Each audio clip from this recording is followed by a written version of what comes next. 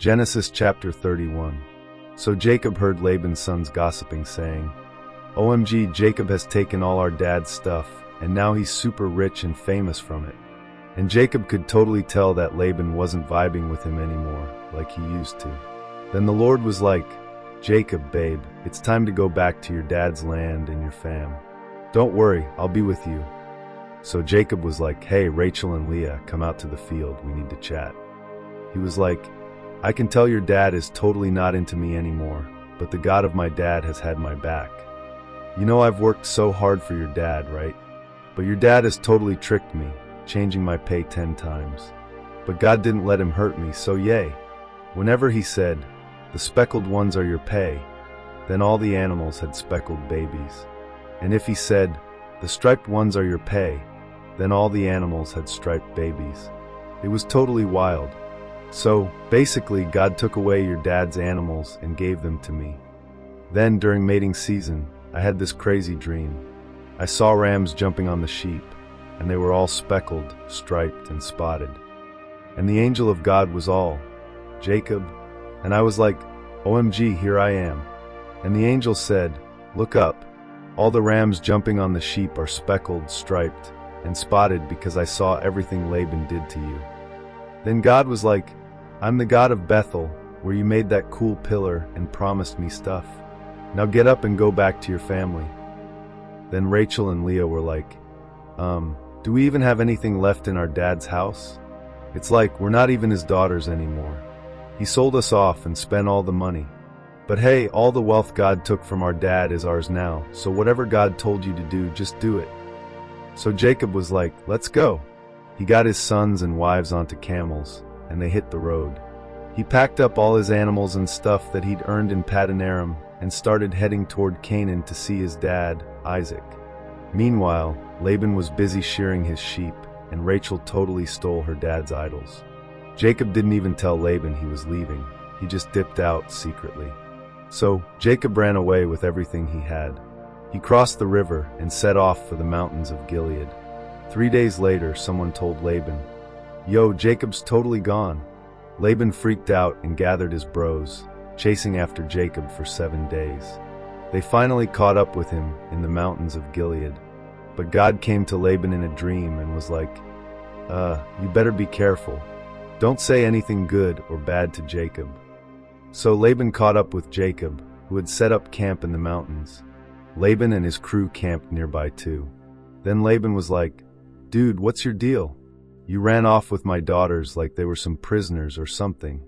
Why'd you sneak away like that? You didn't even let me throw you a party with music and dancing. Rude. You didn't even let me kiss my grandkids and daughters goodbye. You totally acted like a fool, Jacob. I could totally hurt you, but last night, the God of your dad was like, Watch it, Laban. Don't say anything to Jacob. Okay, so I get it. You miss your dad's place and all, but why did you steal my gods? Jacob was like, I ran because I thought you might take your daughters from me by force. But whoever has your gods, let them die. Go ahead, check all my stuff, and if you find anything that's yours, take it. Jacob didn't know that Rachel had stolen them. So Laban went into Jacob's tent, then Leah's, and then the maidservants' tents, but he didn't find anything. Then he went into Rachel's tent. Rachel had hidden the idols in her camel's saddle and was sitting on them. Laban searched the whole tent, but found nothing. Rachel was like, Sorry, Dad, I can't get up. It's that time of the month. So Laban didn't find the idols. Then Jacob totally snapped at Laban. He was like, What's my crime? What have I done that made you chase me down? You've gone through all my stuff. Did you find anything of yours? No. Let's show everyone here what you found, and they'll judge between us. I've been with you for 20 years.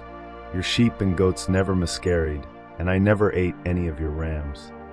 If wild animals attacked your flock, I didn't bring the carcass to you. I covered the loss myself. You made me pay for anything that got stolen, whether it happened during the day or at night. I worked for you in the blazing sun and freezing nights. I barely slept. I worked for you 20 years, 14 for your 2 daughters and 6 for your flock. And you changed my pay 10 times. If the God of my dad, the God of Abraham, hadn't been with me, you'd have sent me away empty-handed. But God saw my suffering and the hard work I did, and that's why he told you off last night." Then Laban was like, "These daughters are my daughters, the kids are my grandkids, the animals are mine, and everything you see is mine. But what can I do today about my daughters and their kids? Let's make a deal, Jacob, and let it be a witness between us." So Jacob took a stone and set it up as a pillar. He told his crew, "Grab some stones." They made a big pile and ate by it. Laban called it Jegar-sahadutha, but Jacob called it Galeed. Laban was like, "This pile of rocks is a witness between us." That's why it was called Galeed.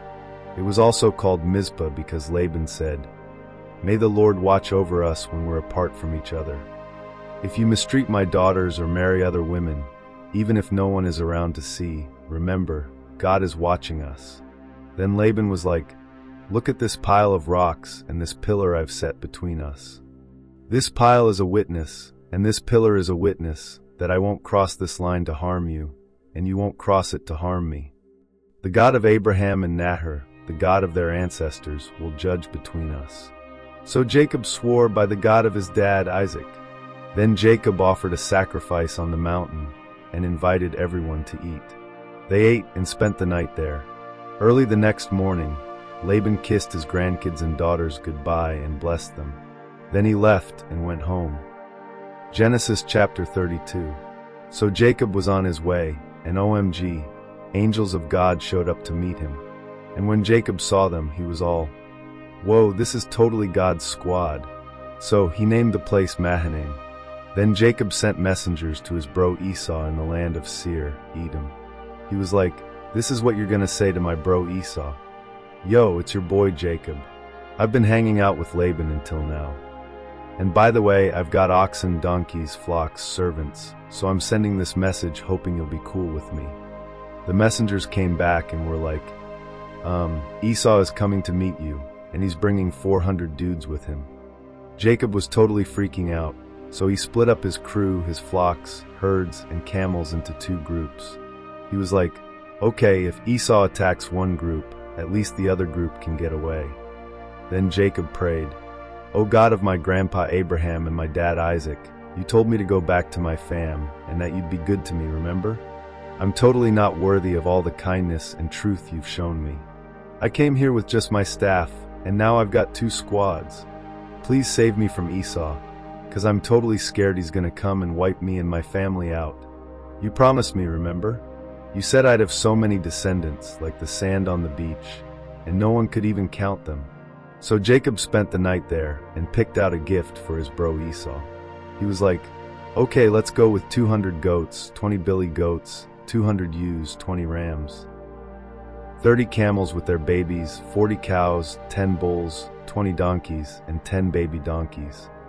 He gave them to his servants and told them, "Go ahead of me and keep some space between each group." Then he was like, "When Esau asks you, 'Who do you belong to? And where are you going? And who owns all these animals?' you're gonna say, 'These belong to your servant Jacob. It's a gift for you, Esau, and Jacob is right behind us.'" He gave the same orders to the second, third, and all the others who were driving the animals, saying, "When you see Esau, tell him, 'Jacob is right behind us.'" Jacob was thinking, "Maybe this gift will calm him down, and when I see him, he'll be cool with me." So the gifts went ahead of him, but Jacob stayed the night in the camp. That night, Jacob got up, took his 2 wives, 2 maidservants, and his 11 kids, and crossed the Jabbok River. After he sent them across, he sent all his stuff over too. Jacob was left all alone, and then out of nowhere, this guy shows up and wrestles with him all night until sunrise. When the guy saw he couldn't beat Jacob, he touched Jacob's hip, and it got totally dislocated as they wrestled. The guy was like, "Let me go, it's morning."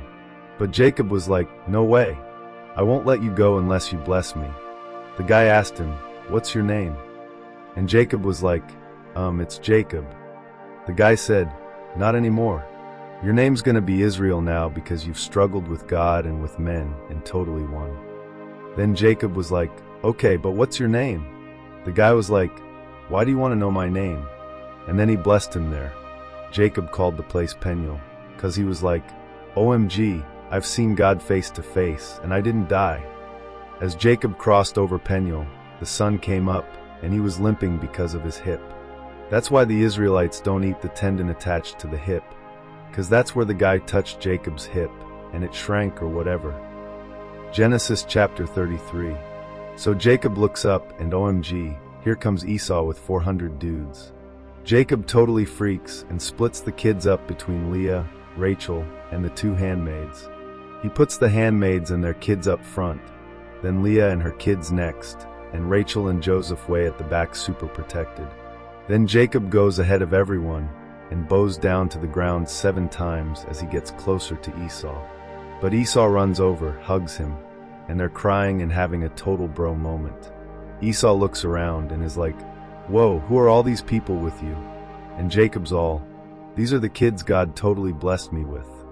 The handmaids and their kids come over, bowing and all that. Then Leah and her kids do the same. And finally Rachel and Joseph come over and bow too. Esau's like, "What's up with all these animals I passed on the way here?" And Jacob's like, "Oh, that's my gift to you to win your favor, duh." But Esau's like, "Bro, I'm good. I've got plenty. Keep your stuff." Jacob's all, "No way, dude. If I found favor with you, please take my gift. Seeing you is like, OMG, seeing the face of God. You're being so nice to me. Seriously, take the gift. God's been super good to me, and I have plenty too." So after some convincing, Esau's like, "Fine, I'll take it." Then Esau's like, "Let's get going, I'll lead the way." But Jacob's all, "My lord, you know the kids are totally fragile, and the flocks are all babies.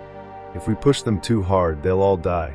So, you go on ahead, and I'll take it slow and easy, making sure everyone can keep up. I'll catch up with you at Seir." Esau's like, "Cool, let me leave some of my crew with you." But Jacob's all, "Nah, no need. I'll just find favor with you." So Esau heads back to Seir, totally cool with everything. Jacob, though, goes to Sukkot, builds himself a house, and even sets up some booths for his cattle. That's why they call it Sukkot. Then Jacob eventually makes it to Shalem, a city in Shechem, which is in Canaan, after coming from Padanaram, and he sets up camp near the city. He buys a piece of land from the sons of Hamor, Shechem's dad, for 100 pieces of silver. Then Jacob builds an altar there and calls it El-Elohe-Israel, which is totally honoring God, the God of Israel. Genesis chapter 34. So Dinah, Leah's daughter, who she had with Jacob, totally went out to check out the girls in the land. And then OMG Shechem, the son of Hamor the Hivite, who was like the prince of the whole country, saw her, and he took her and totally defiled her. But he was all obsessed with Dinah, and he was totally in love with her, and he sweet-talked her. So Shechem went to his dad, Hamor, and was like, "Dad, you have to get me this girl as my wife." Meanwhile, Jacob heard about what happened to Dinah, but his sons were out in the fields with the cattle. So Jacob kept quiet until they got back. Hamor, Shechem's dad, came to talk with Jacob about it. And when Jacob's sons heard what happened, they were totally furious, because Shechem had done something super wrong in Israel by sleeping with Jacob's daughter, which was totally not okay. But Hamor tried to calm everyone down, and was like, "My son Shechem is totally in love with your daughter. Please let him marry her." He was all, "Let's make marriages between our families. You give us your daughters, and we'll give you ours. You guys can live here and trade, and make a life with us. There's plenty of land and stuff." Then Shechem was like, "Please guys, let me find favor with you. I'll give you whatever you ask. Like whatever dowry or gifts you want, I'll totally pay it. Just please let me marry Dinah." But Jacob's sons were like, totally pretending to be cool with it, because, hello, Shechem had defiled their sister. They said, "We can't let our sister marry an uncircumcised guy. That would be super embarrassing for us. But if you guys are willing to get circumcised, then we can totally agree. Then we'll give you our daughters, and we'll take yours, and we can all live together and be one big happy fam. But if you don't get circumcised, we're totally taking our sister back and leaving." Hamor and Shechem were super okay with that idea. Shechem, who was really into Dinah, didn't hesitate for a second because he was more honorable than everyone in his family. So Hamor and Shechem went to the city gate and talked to the men there. They were like, These guys are super chill, so let's let them live and trade with us. The land has plenty of space for them. But they'll only agree to be part of our group if every guy here gets circumcised, just like they are. Think about it. We'll share their cattle, wealth, and everything. So let's just do this. And everyone at the city gate agreed, and every guy got circumcised. But on the third day, when all the guys were super sore, Simeon and Levi, Dinah's brothers, grabbed their swords and totally attacked the city, killing all the men. They even killed Hamor and Shechem, and they took Dinah out of Shechem's house and left.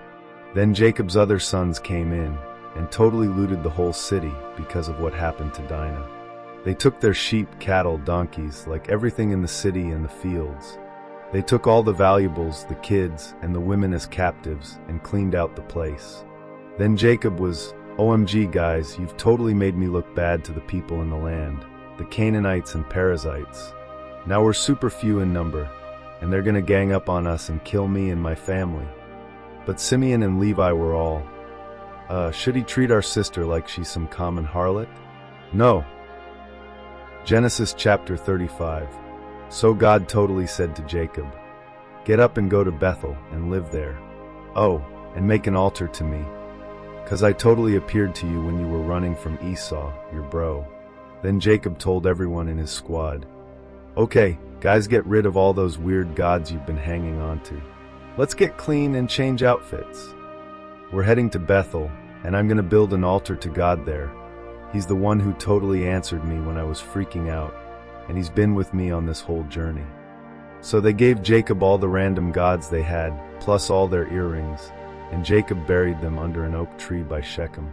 As they traveled, everyone was super scared of God, so none of the nearby cities tried to mess with Jacob's fam. So Jacob finally got to Luz, also known as Bethel, in the land of Canaan, with everyone who was with him. He built an altar there and called it El Bethel because that's where God appeared to him when he was running from his brother. Oh, and by the way, Deborah, Rebekah's nurse, died and was buried under an oak at Bethel, which they called Alambacketh, like sad times. Then God appeared to Jacob again after he came back from Padanaram and blessed him. God was like, okay, so your name was Jacob, but no more. From now on, you're going to be called Israel. Then God was all, I'm God Almighty, so be super fruitful and multiply. You're going to become a whole nation, and kings are going to come from your family. And I'm totally giving you the land I promised to Abraham and Isaac, and your descendants are going to get it too. After that, God left the place where he talked with Jacob. So Jacob set up this stone pillar where God had spoken to him, poured out a drink offering on it, and poured oil on it too. And he called the place Bethel, because that's where God spoke to him. So they left Bethel and were on their way to Ephrath, but Rachel went into labor, and it was totally tough. During the rough labor, the midwife was all, don't worry, girl, you're totally gonna have this son too. But as Rachel was dying, she called her son Benoni, but Jacob decided to call him Benjamin instead. Rachel totally passed away and was buried on the road to Ephrath, which is Bethlehem. Jacob set up a pillar on her grave, and it's still there to this day, totally marking Rachel's grave. Israel, Jacob, kept traveling and set up camp past the Tower of Eder. While they were living there, Reuben hooked up with Bilhah, his dad's concubine, and Israel heard about it, awkward. So Jacob's 12 sons were Leah's sons, Reuben, Jacob's firstborn, Simeon, Levi, Judah, Issachar, and Zebulun. Rachel's sons, Joseph and Benjamin. Bilhah's sons, Rachel's maid Dan and Naphtali. And Zilpah's sons, Leah's maid Gad and Asher. These were the sons born to Jacob while he was in Padanaram. Then Jacob finally made it to Mamre, to Hebron, where Isaac, his dad, was living, and where Abraham and Isaac had stayed. Isaac lived to be 180 years old, which is totally old. Then Isaac passed away, super old and full of days, and was buried by his sons Esau and Jacob. Genesis chapter 36. So these are the generations of Esau, also known as Edom, by the way. Esau totally married some Canaanite chicks, Adah, daughter of Elon the Hittite, and Aholibamah, daughter of Anna, who was the daughter of Zibeon the Hivite. He also married Bashemath, Ishmael's daughter and Nebajoth's sister. 'Cause why not? Ada had a son named Eliphaz for Esau, and Bashemath had Ruel. Aholibama had Jush, Jalam, and Korah. These are Esau's kids, all born in the land of Canaan. Then Esau took all his wives, kids, all the people in his house, his cattle, his animals, and all his stuff that he had in Canaan, and moved far away from his brother Jacob. I mean, they were both super rich, and there wasn't enough room for both of them with all their cattle and stuff. So Esau settled in Mount Seir, like Edom is totally Esau. These are the generations of Esau, the father of the Edomites, in Mount Seir. Esau's sons were Eliphaz, Ada's son, and Ruel, Bashemath's son. Eliphaz's kids were Taman, Omar, Zepho, Gatam, and Kenaz. And by the way, Timnah was Eliphaz's concubine, and she had Amalek for him. So these are Ada's grandkids. Ruel's kids were Nahath, Zerah, Shammah, and Mizah. Yup, all Bashemath's grandkids. Aholibama's kids were Jush, Jalam, and Korah. These were her sons with Esau. Now here's the rundown of the dukes of Esau's fam. Eliphaz's sons were Duke Taman, Duke Omar, Duke Zepho, Duke Kenaz, Duke Korah, Duke Gatam, and Duke Amalek. These were all the dukes that came from Eliphaz and Edom, Ada's line. Then there's Ruel's sons, Duke Nahath, Duke Zerah, Duke Shammah, and Duke Mizah. These were the dukes from Bashemath's line. And from Aholibama's line came Duke Jush, Duke Jalam, and Duke Korah. Like, all of them came from Aholibama. So yeah, these are Esau's kids, aka Edom, and these are all their dukes. Now for the sons of Seir the Horite, who lived in the land, Lotan, Shobal, Zibi, and Anna, Dishan, Ezer, and Dishon. These are the dukes of the Horites, the kids of Seir and Edom. Lotan's kids were Hori and Hemam, and oh yeah, Lotan's sister was Timnah. Shobal's kids were Alvan, Manahath, Ebal, Shepho, and Onam. Zibeon's kids were Ajah and Anna. Yeah, the same Anna who found the mules in the wilderness while he was taking care of his dad Zibeon's donkeys. Cool, right? Anna's kids were Dishan and Aholibama, that's his daughter. Dishan's kids were Hemdan, Eshban, Ithran, and Cheran. Ezer's kids were Bilhan, Zavan, and Akan. Dishan's kids were Uzi and Aaron. And here are the Horite dukes: Duke Lotan, Duke Shobal, Duke Zibeon, Duke Anna, Duke Dishan, Duke Ezer, Duke Dishon. These were all the Horite dukes in Seir. Now, here's the list of kings who ruled in Edom before Israel had any kings. Bela, son of Beer, ruled Edom, and his city was called Dinhabah. When Bela died, Jobab, son of Zerah from Basra, took over. Jobab died, and Husham from Temani ruled next. Husham died, and Hadad, son of Bedad, the guy who defeated Midian in Moab, ruled after him. His city was Abath. When Hadad died, Samlah from Masrekah took over. Samlah died, and Saul from Rehoboth by the river took over. Saul died, and Baal-Hanan, son of Achbor, ruled after him. When Baal-Hanan died, Hadar took over, and his city was Pau. His wife's name was Mehetabel, daughter of Matred, who was the daughter of Mezahab.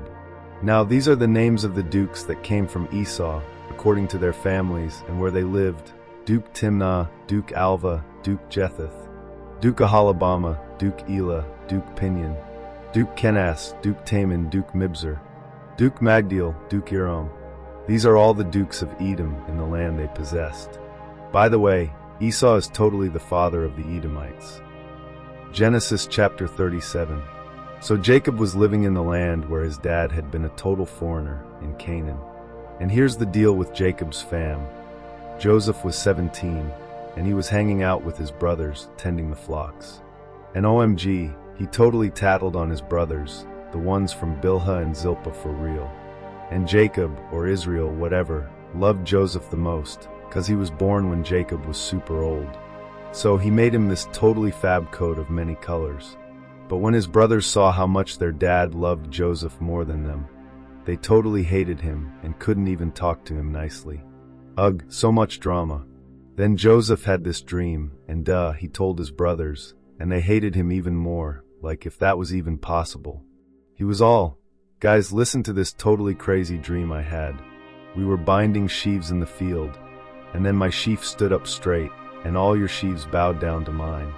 Can you even?" And his brothers were all, "Wait, what? Are you gonna rule over us or something?" And yeah, they hated him even more for that. But Joseph had another dream and told his brothers again. He was like, OMG, you won't believe this. The sun, moon, and 11 stars were bowing down to me. So he told his dad and his brothers, and even his dad was like, seriously? Am I and your mom and your brothers supposed to bow down to you? His brothers were super jelly, but his dad was keeping an eye on the whole thing. So his brothers went to Shechem to feed the flock, right? And Israel said to Joseph, aren't your bros feeding the flock in Shechem? Go check on them for me. And Joseph was like, totally, Dad. I got this. So his dad was like, go see how your brothers are doing and report back to me. So Joseph went to Shechem from the valley of Hebron. While wandering around the field because lost much, this guy was all, what are you looking for? And Joseph said, I'm looking for my brothers. Have you seen them? The guy said, oh yeah, I heard them say they were heading to Dothan. So Joseph went to find them in Dothan. When his brothers saw him coming from a distance, they were like, ugh, here comes that dreamer. They were all, let's just kill him, toss him in a pit, and say some wild animal got him. Let's see what happens to his dreams then. But Reuben was like, hold up, guys. Let's not actually kill him. He was all, don't shed any blood. Just toss him in this pit over here, but don't hurt him. He was secretly planning to rescue Joseph later and bring him back to their dad. So when Joseph got to them, they stripped off his awesome coat of many colors, and they threw him into a pit. It was empty with no water in it, so not ideal for a spa day. While they were having lunch, they saw this caravan of Ishmaelites coming from Gilead with their camels loaded with spices, balm, and myrrh, heading to Egypt. So Judah was like, wait, why should we kill him and hide it? Let's just sell him to the Ishmaelites. He's our bro and all, so let's not kill him, but we can still get rid of him. And the others were totally down with this plan. So when some Midianite merchants passed by, they pulled Joseph out of the pit and sold him to the Ishmaelites for 20 pieces of silver. And Joseph was taken to Egypt. Later, Reuben came back to the pit and saw Joseph wasn't there. He totally freaked out and ripped his clothes. He went back to his brothers and was like, OMG, Joseph's gone. What am I supposed to do now? So they took Joseph's fab coat, killed a goat, and dipped the coat in the blood. Then they sent the coat to their dad and were like, look what we found. Is this your son's coat or what? And Jacob recognized it and was like, OMG, it's Joseph's coat. Some wild animal must have totally torn him to pieces. Jacob was devastated. He tore his clothes, wore sackcloth, and mourned for Joseph forever. His sons and daughters tried to comfort him, but he was like, nope. I'm gonna mourn for my son until I die. And he just kept crying for Joseph. Meanwhile, the Midianites sold Joseph in Egypt to Potiphar, one of Pharaoh's officers and the captain of the guard. Genesis chapter 38. So at that time, Judah totally ditched his brothers and went to hang out with this dude named Hira, who was an Adullamite. And while he was there, he saw this Canaanite girl, Shua's daughter, and he was all, whoa. So he married her and totally hooked up with her. She got pregnant and had a son, and Judah was like, let's name him Er. Then she got pregnant again and had another son, and she called him Onan. And she wasn't done yet. She had a third son and called him Shelah. And they were living in Chezib when this happened. So Judah found a wife for his firstborn, Er, and her name was Tamar. But Er was so bad in God's eyes, so the Lord was all, by Er, and struck him down.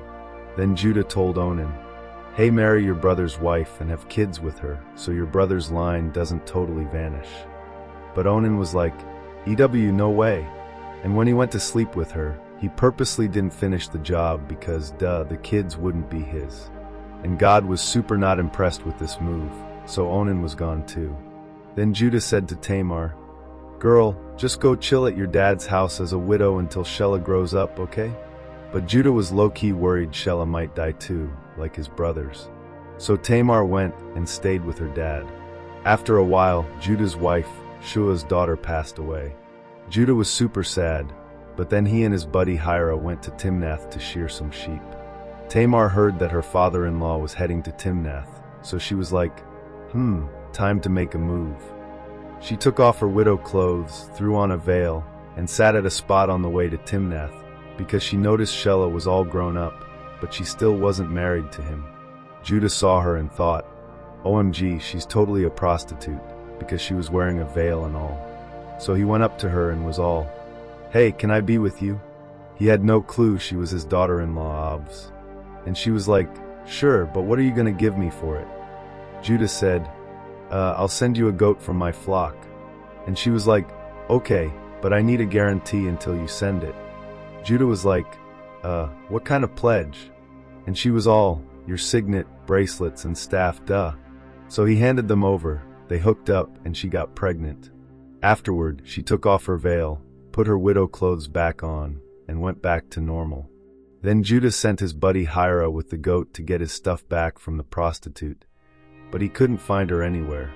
He asked the locals, where's the prostitute that was hanging out by the road?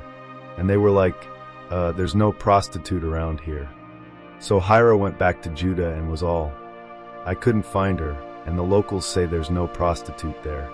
Judah was like, well, let her keep the stuff then. I don't want people talking and embarrassing me. I tried to send the goat, but waytevs. A few months later, someone was all, Judah, guess what? Your daughter-in-law Tamar totally played the prostitute, and now she's pregnant. And Judah freaked and said, bring her out and burn her. As they were dragging her out, she was like, hold up. I'm pregnant by the guy who owns these, the signet, bracelets, and staff. Check them out, please. Judah was like, OMG, she's totally right. She's more righteous than I am, 'cause I didn't give her to Shelah. And he never hooked up with her again. So when it was time for Tamar to give birth, surprise, twins. And during labor, one twin stuck his hand out, and the midwife tied a scarlet thread on it, saying, this one's first. But then he pulled his hand back, and his brother came out first. And she was all, whoa, you totally broke through. So they named him Pharez. Then the other twin, with the scarlet thread on his hand, came out, and they named him Zara. Genesis chapter 39. So Joseph was totally taken down to Egypt, and this Egyptian dude named Potiphar, who was a major officer for Pharaoh and the captain of the guard, bought him from the Ishmaelites. But the Lord was so with Joseph, and he became super successful. He was basically running things in Potiphar's house. Potiphar could totally see that the Lord was with Joseph, and that everything Joseph did turned out fab. So Joseph totally found favor with Potiphar, and Potiphar made him in charge of everything in the house, like the whole deal. From the moment Joseph was in charge, the Lord blessed Potiphar's house big time. Everything in the house, and even the fields, were blessed because of Joseph. Potiphar didn't even worry about a thing, except for what he was going to eat. And by the way, Joseph was super hot and totally charming. Then, after a while, Potiphar's wife started checking out Joseph, and she was like, hey babe, come lie with me. But Joseph was all, no. My master trusts me with everything in this house. Like, there's no one more important here than me. He hasn't held anything back from me except you because, duh, you're his wife. So how could I do something so awful and sin against God? And day after day, she kept trying, but Joseph wasn't having it. He totally ignored her and kept his distance. Then one day, Joseph went into the house to do his work, and no one else was around. Potiphar's wife grabbed him by his clothes and was all, lie with me. But Joseph just left his garment in her hand and ran out of there so fast. When she realized he had ditched his garment and fled the scene, she called the men of the house and was all, OMG, look what this Hebrew guy did. He tried to come on to me, but I screamed so loud. And when he heard me scream, he ran off and left his clothes behind. So she kept Joseph's garment until Potiphar got home. Then she was all, that Hebrew servant you brought here? Yeah, he totally tried to make a move on me. But when I screamed, he ran off and left his clothes behind. When Potiphar heard this, he was furious. He grabbed Joseph and threw him into prison where the king's prisoners were kept. So Joseph was stuck in jail. But the Lord was still with Joseph and totally showed him kindness. The prison warden liked him a lot and gave him all kinds of responsibilities. The warden put Joseph in charge of all the prisoners, and whatever happened there, it was Joseph's deal. The warden didn't even worry about anything under Joseph's care because the Lord was with Joseph, and everything he did turned out amazing. Genesis chapter 40. So after all this stuff went down, the butler and the baker of the king of Egypt totally messed up and offended Pharaoh the king. Pharaoh was so mad at both of them, especially the head butler and the head baker. So he threw them into prison, where Joseph was also locked up. The captain of the guard put Joseph in charge of them, and Joseph took care of them. They were in prison for a while. One night, both the butler and the baker had dreams. Each of them had their own dream, with its own meaning. So the next morning, Joseph came in and saw that they were totally bummed out. He asked Pharaoh's officers who were in prison with him, "Why do you guys look so sad today?" They were like, "OMG, we had dreams, and there's no one to tell us what they mean." And Joseph was all, "Don't interpretations come from God? Tell me your dreams, please." So the head butler told Joseph his dream and was like, "Okay, so in my dream, there was this vine in front of me. The vine had 3 branches, and it budded and blossomed, and there were clusters of ripe grapes. Pharaoh's cup was in my hand, and I took the grapes, squeezed them into the cup, and gave the cup to Pharaoh." And Joseph was all, "Okay, here's what that means. The 3 branches are 3 days. In 3 days, Pharaoh will totally restore you to your old job, and you'll be handing him his cup again, just like you used to." Then Joseph was like, "But hey, when things go well for you, remember me, okay? Be nice and mention me to Pharaoh, so I can get out of here. 'Cause I was stolen from the land of the Hebrews, and I haven't even done anything to deserve being stuck in this dungeon." When the head baker saw that Joseph's interpretation was totally good, he was like, "OMG, my turn." So, in my dream, I had 3 baskets of bread on my head. In the top basket were all kinds of yummy baked goods for Pharaoh, but these birds came and ate them out of the basket on my head. Joseph was like, "Okay, so here's what that means. The 3 baskets are 3 days. In 3 days, Pharaoh is going to lift your head, off your body, and hang you on a tree, and the birds will totally eat your flesh." Yikes. So 3 days later, on Pharaoh's birthday, he threw this big party for all his servants. He called up the head butler and the head baker. Pharaoh restored the head butler to his job, and he gave Pharaoh his cup, just like before. But the head baker? Pharaoh had him hanged, just like Joseph had said in his interpretation. But even though everything turned out exactly how Joseph said, the head butler totally forgot about him and didn't even remember to mention him to Pharaoh. So rude.